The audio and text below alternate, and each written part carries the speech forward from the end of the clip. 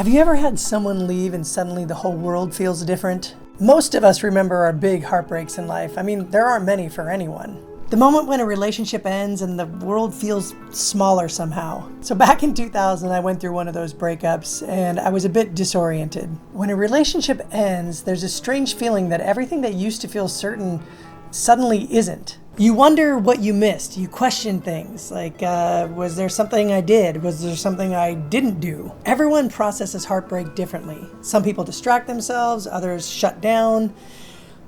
I just write music. It's the only place I know how to process my feelings, and I think I've been doing that since I was a little kid.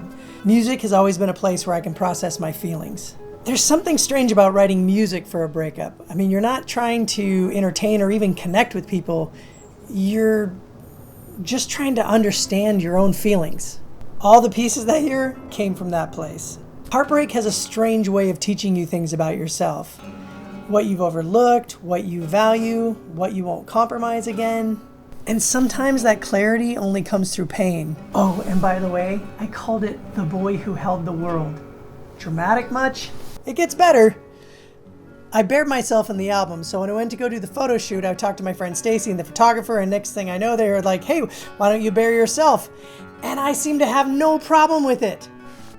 I really should have had a problem with it. So, this is the Breakup album, where I pose nude on the cover. Oh, the interesting thing is when you put authentic feelings into music, people will recognize themselves in them. Right before I went to put up this concert, I thought, oh, it's not going to work. This is so selfish. I'm just emoting all over and going through this breakup. But then backstage after the show, it was incredible.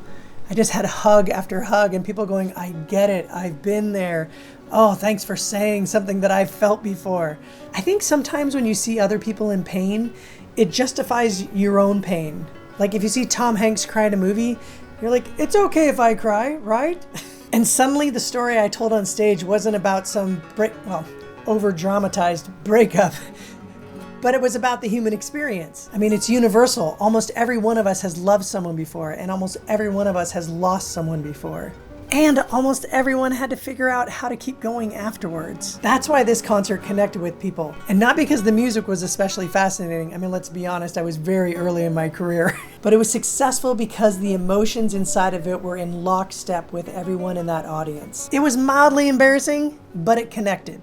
Looking back on that year, I'm actually grateful for it. I mean, at the time it felt like a loss, but loss sometimes clears space. It pushes you to do things you might not have otherwise done. It forces you to look inward, and it reminds you that even painful experiences can lead to something quite meaningful. That album and concert came from heartbreak, but what I learned stayed with me much longer. And the next year, I began asking a bigger question. What really matters in life? That question became the theme for the next year's symphony. In 2001, I premiered Breathe.